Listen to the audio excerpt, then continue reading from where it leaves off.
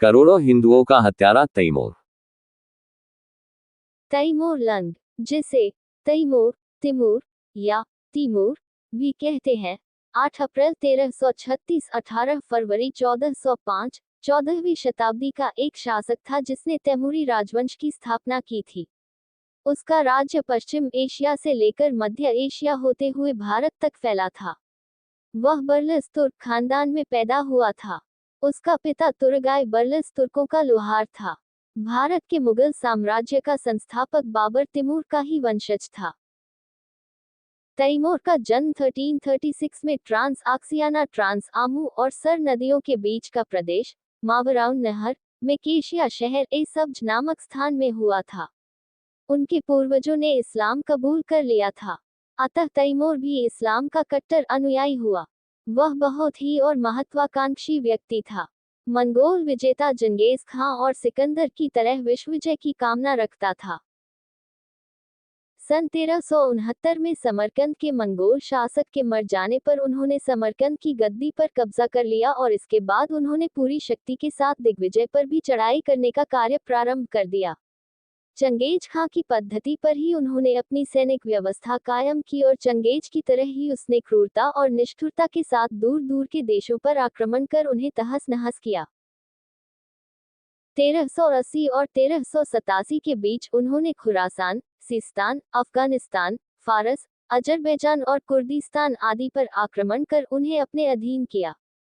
1393 में उसने बगदाद को लेकर मेसोपोटामिया पर आधिपत्य स्थापित किया। इन विजयों से उत्साहित होकर अब उन्होंने भारत पर आक्रमण करने का निश्चय किया। जबकि अमीर और सरदार प्रारंभ में भारत जैसे दूरस्थ देश पर आक्रमण के लिए तैयार नहीं थे, लेकिन जब उन्होंने इस्लाम धर्म के प्रचार के हेतु भारत में प्रचलित मूर्ति पूजा का विध्वंस करना अपना पवित्र ध्येय घोषित किया, तो उसके बाद अमीर और सरदार भारत पर आक्रमण के लिए राजी हो गए। अप्रैल 1398 में तैमूर स्वयं एक भारी सेना लेकर समरकंद से भारत के लिए रवाना हुआ और सितंबर में उन्होंने सिंधु, झेलम तथा रावी को पार किया। अक्टूबर को वह मुल्तान से 70 मील उत्तर पूर्व में स्थित तुलुम्बा नगर पहुंचे। उन्होंने इस नगर को लूटा और वहां के बहुत से निवासियों को कत्ल किया तथा बहुतों को गुलाम बनाया। फिर मुल्तान और भटनेर पर कब्जा किया। भटनेर से वह आगे बढ़ा और मार्ग के अनेक स्थानों को जीतते और निवासियों को कत्ल तथा कैद करते हुए दिसंबर के प्रथम सप्ताह के अंत में दिल्ली के निकट पहुंच गया।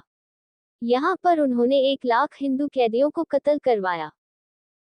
दूसरे दिन तैमूर ने दिल्ली नगर में प्रवेश किया। 5 दिनों तक सारा शहर बुरी तरह से लूटा खसोटा गया और उसके अभागे निवासियों को बेभाव कत्ल किया गया या बंदी बनाया गया। पीढ़ियों से संचित दिल्ली की दौलत तैमूर लूटकर समरकंद ले गया। अनेक बंदी बनाई गई औरतों और शिल्पियों को भी तैमूर अपने साथ ले गया। भारत से जो कारीगर वह अपने साथ ले गया उनसे उन्होंने समरकंद में अनेक इमारतें बनवाई, जिनमें सबसे प्रसिद्ध उसकी स्वनियोजित जामा मस्जिद है। तैमूर भारत में केवल लूट के लिए आया था। उसकी इच्छा भारत में रहकर राज्य करने की नहीं थी। अतः 15 दिन दिल्ली में रुकने के बाद वह स्वदेश के लिए रवाना हो गया। 9 जनवरी 1399 को उसने मेरठ पर चढ़ाई की और नगर को लूटा तथा निवासियों को कत्ल किया। इसके बाद वह हरिद्वार पहुंचा और शिवालिक पहाड़ियों से होकर वह 16 जनवरी को कानगड़ा पहुंचा और उस पर कब्जा किया। इसके बाद उसने जम्मू पर चढ़ाई की। इन स्थानों को भी लूटा खसोटा गया और वहां के असंख्य निवासियों को कत्ल किया गया। इस प्रकार भारत के जीवन, धन और संपत्तियों को अपार क्षति पहुंचाने के बाद 19 मार्च 1399 को पुनः सिंधु नदी को पार कर वह भारत से अपने देश को लौट गया।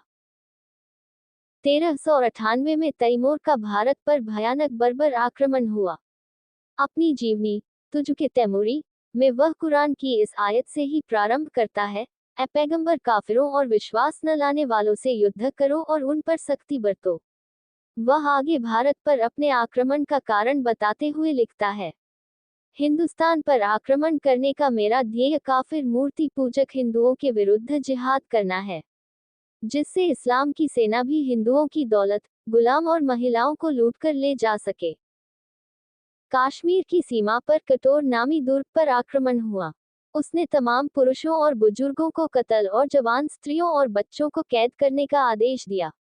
फिर हिंदू काफिरों के सिरों के मीनार खड़े करने के आदेश दिए।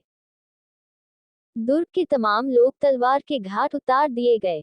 घंटे भर में 10,000 लोगों के सिर काटे गए। इस्लाम की तलवार ने काफिरों के रक्त में स्नान किया। उनके सरो सामान, खजाने और अनाज को भी, जो वर्षों से दुर्ग में इकट्ठा किया गया था, मेरे सिपाहियों ने लूट लिया। मकानों में आग लगाकर राख कर दिया। इमारतों और दुर्ग को भूमिसात कर दिया गया। दूसरा नगर सरस्वती था जिस पर आक्रमण हुआ। सभी काफिर हिंदू पुरुष, बुजुर्ग, महिलाएं कत्ल कर दिए गए। उनकी जवान स्त्रियां, बच्चे और संपत्ति हमारी हो गई। तैमूर ने जब जाटों के प्रदेश में प्रवेश किया, उसने अपनी सेना को आदेश दिया कि जो भी मिल जाए कत्ल कर दिया जाए, और फिर सेना के सामने जो भी ग्राम या नगर आया उसे लूटा गया। पुरुषों और बुजुर्ग महिलाओं को कत्ल कर दिया गया। जवान स्त्रियों और बच्चों को बंदी बना लिया गया। तैमूर ने आदेश दिया कि मुसलमानों को छोड़कर शेष सभी हिंदू बंदी इस्लाम की तलवार के घाट उतार दिए जाएं। इस समय तक उसके पास हिंदू बंदियों की संख्या 1,00,000 हो गई थी। जब यमुना पार कर दिल्ली पर आक्रमण की तैयारी हो रही थी, उसके साथ के अमीरों ने उससे कहा कि इन बंदियों को कैंप में नहीं छोड़ा जा सकता और इन इस्लाम के शत्रुओं को स्वतंत्र कर देना भी युद्ध के नियमों के विरुद्ध होगा। इसलिए उन लोगों को सिवाय तलवार का भोजन बनाने के कोई मार्ग नहीं था।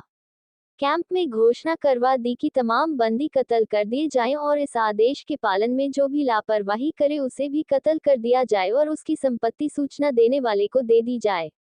जब इस्लाम के गाजियों को यह आदेश मिला तो उन्होंने तलवारें सूत ली और अपने बंदियों को कत्ल कर दिया। उस दिन 1,00,000 मूर्ति पूजक काफिर कत्ल कर दिए गए।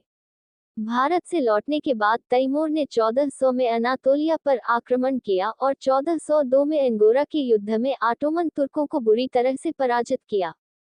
1405 में जब वह चीन की विजय की योजना बनाने में लगा था, उस समय उसकी मृत्यु साधारण जुकाम से हो गई।